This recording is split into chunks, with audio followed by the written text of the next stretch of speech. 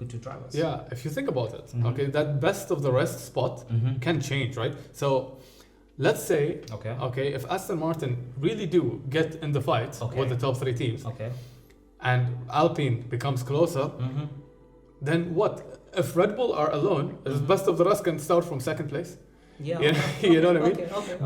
But like I agree with you. Okay, Alpine were sandbagging.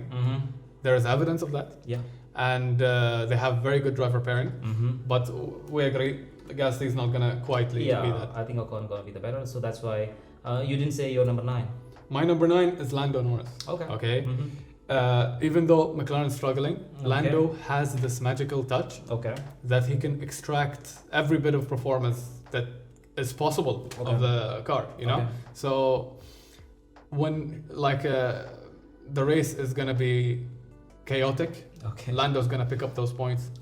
And he's gonna see, McLaren, like I said, they're gonna bring big developments.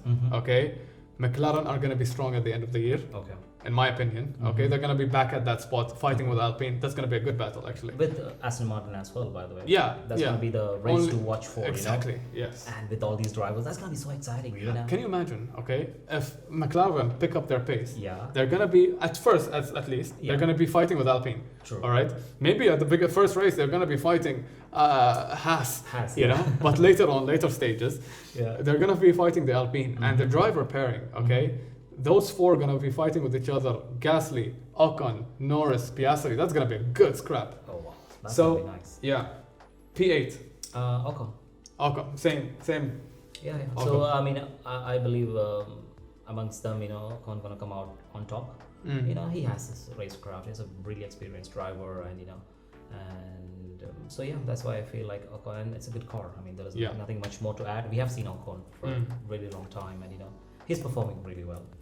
Agree. So yeah, I think I kept him on. I don't think I'll add any more. I agree with you fully. Yeah, he's a decent driver, good pace, and you know he's gonna perform well. Yeah. Number 7 as well. We don't have any. Number 7 is sealed. It's just sealed, you know. Yeah, I mean, sealed. It won't change. It might be higher. It might be higher though. But I don't think it's gonna be lower. Yes. So Fernando Alonso. Yeah, Fernando Alonso. Let's talk about that. Fernando Alonso. We already said quite a lot about it. Yeah, but. I'm just so excited, you know. Me too. I'm just so excited. See, as a Lewis Hamilton fan, same. You don't like when Fernando goes close to Lewis, but as a racing fan, you want to see that happen. You want to see that happen. Oh, that's always an amazing scrap, right, between them. The way he wants to defend, and you know, Lewis wants to just get over it, and that it's still there, you know. Since 2007, can you imagine? 2008, man, you know, he never got over it. He never got over it. Yeah. It's nice though. How many years now? Oh man. Okay. Number 6. Now we're getting into the top dangerous category. Yeah. Who's your top 6? Carlos Sainz. Yeah. Oh, you want me to go with the all top 6 together? No, just go with number 6 is Carlos Sainz. Okay. So and this thing, I feel that a little bit controversial. Everyone thinks that Ferrari gonna be there in number 2 spot like last year, but I don't think so. So I want to keep Carlos in number 6 by the way, and obviously Leclerc are gonna outperform him, and I hope that they're gonna have a battle with each other. So it might change. So yeah. Okay. I want to put Carlos number 6. For me, my number 6 is Carlos Sainz as well. He showed a lot of weaknesses last year. Even though 2021 he was pretty good, he outscored Leclerc and he finished ahead of him in his first year at Ferrari.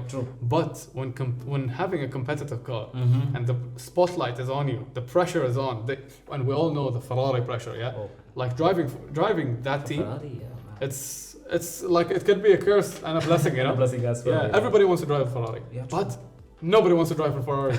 You know, nobody wants to be Ferrari's team principal, but everybody. Why? This is the thing. Everybody wants to be that guy that brings Ferrari back. Oh man. You know, as a team principal or even as a racing driver. But none of them looking like they're gonna do it, to be honest. So, P5. Controversial. You're not gonna agree with this, Leclerc P5. Wow. See the reason. That's a bold one. That's a bold one. Yeah. The reason why I feel that you have your reasons to keep others in front. I mean, for me, I feel that others gonna perform much better this season, like Mercedes or even Red Bull, by the way. So yeah, I want to keep Leclerc in number 5. Not I have nothing against him or something like that. It's gonna be the car, and others gonna outperform him, and his battle with Carlos Sainz and everything. So I want they're gonna be together all the time, and I don't see him in other sport. I don't know. This is just my bold prediction. It's gonna change. Fair enough.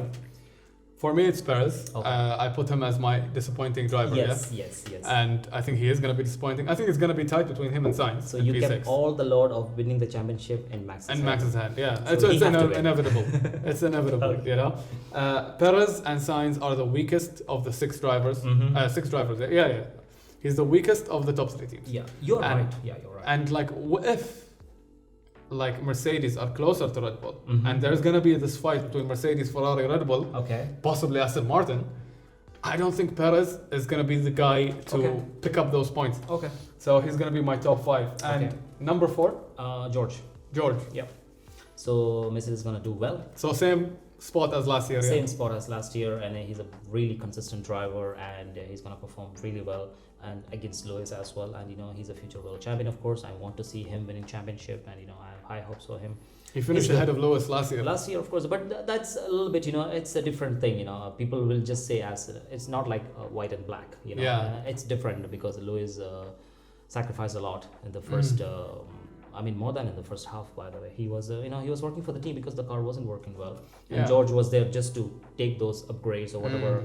And he was just, he was so consistent. P5, P5. It makes sense. See, Lewis would not want to do that again. Yeah. Okay, for sure. But it made sense why Mercedes took that decision. And even Lewis, I'm sure he, didn't mind taking that role, because he wants to be the guy that brings him back. True. It was so mature of him, by the way, to do that. And the experience, the experience. Of course, you would want Lewis Hamilton, the one to do the testing. Lewis Hamilton to give you the feedback of the car and how to develop it.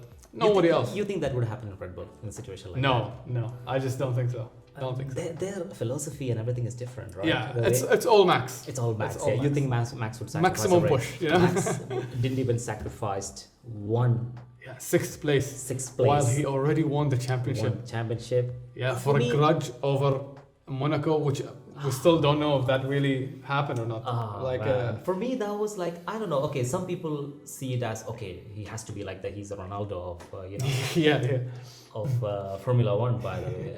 But I don't know. For me, it was you need to give that back. You have seen it with Lewis, by the once with Walter. He was just trying. I think it was in Silverstone or no, it was Spain. I think it was Barcelona. Yeah. He tried, and he gave the place back, and Max was chasing Lewis at that time. So I felt like that gives. It's 2 opinions, by the way. True. It's not good and bad. Some people like that. Exactly. We have fans. And some people say that it's necessary. Yeah. Okay. To have that. Yeah. Don't get me wrong. Lewis, back in the days, had a lot of similar qualities. If you remember, if you go back and watch some of the races, he was the aggressive one. Yeah. He was the selfish one. He was the one that talks back to the team and does all of the stuff. He had that, and Max is going through the same stage. And but I think I agree with you. If it was Max, it wouldn't go there. But we went way off subject. Oh man, it was P4 George Russell. Yeah. For the reasons that I agree with you. For me as well, it was P4. Yeah. I think George is one of the most talented drivers in the world. Yeah. For sure, a future world champion.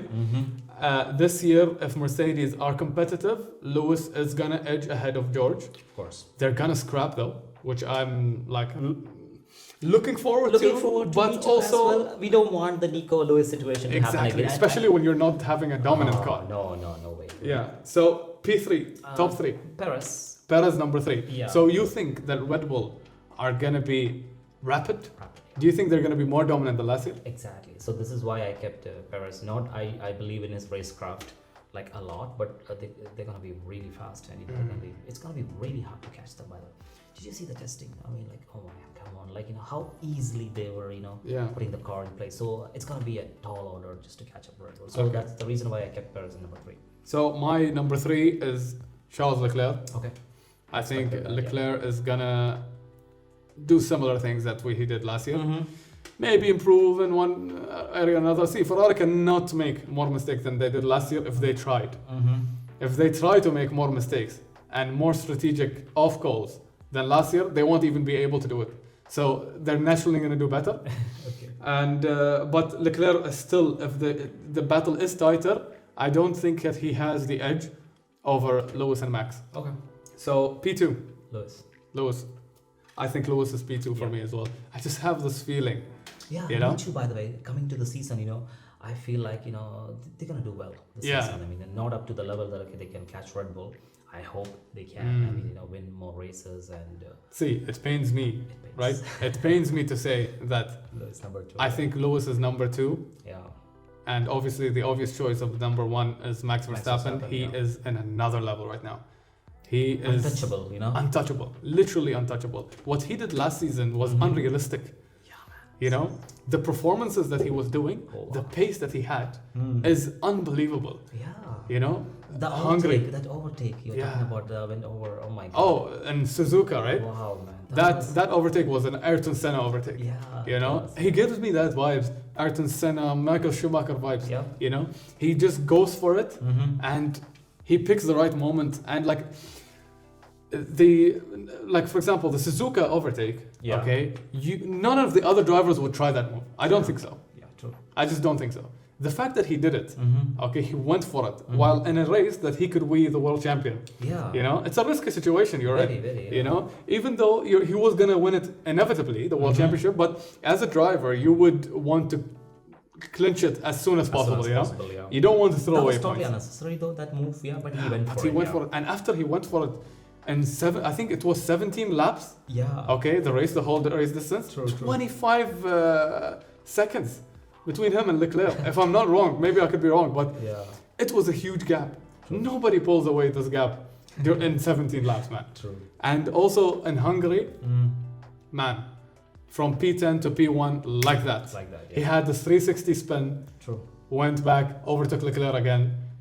Belgium started also in a back position, but he went in I think 14 laps or 10 laps, something crazy like that. He got back the lead. He was kind of like what? If you're playing the F1 game, okay, and you put the AI level 10, that was he was doing. But not to forget, back in 2021, Lewis showed that, and back in even 2016 as well. 2021, when he wanted to, when he was competing with Max and Max won the championship. Brazil, man. Yeah, that was one of the best performances, I think. Yeah, exactly. How he went for it, that he was doing pretty well. Max is doing similar things. In 2016, when he was competing with Nico, you remember he had to win the last 3 races. Yeah. When his back is against the wall. And he did it. He does it. He won the last 3 races. He does. Oh, I'm getting goosebumps just talking about these two. Yeah. For me, that rivalry between Max and Lewis is one of the best rivalries I've ever seen. Even though we see them let's be honest, we've seen them competing with each other 1 year, but that year, bro. That year was unforgettable. Of course, we're never going to forget that as Mercedes fans. Oh, of course. We're not going to talk about it. The trauma, the nightmare of Abu Dhabi. Every DTS, when we watch it, they have to show that flashback. Exactly. I remember I was just being here, Yeah, we're watching it together. Oh my god. And we just, nobody could speak to me that day. And it was I was just going for it, and he was saying, "Chef, not yet." Oh my god! Then the whole turnaround. Oh man! And I knew something's gonna happen. I swear, I told you about it. I told you, even though that Lewis was 1 in a million chance to happen, Lewis was way ahead. The race was in his pocket. Yeah. I just had that feeling, something's gonna happen. And surely enough, Latifi did Latifi things. Latifi things. Go Tifi, some people call him. So let's go on Constructors World Championship. Who do you think? Red Bull.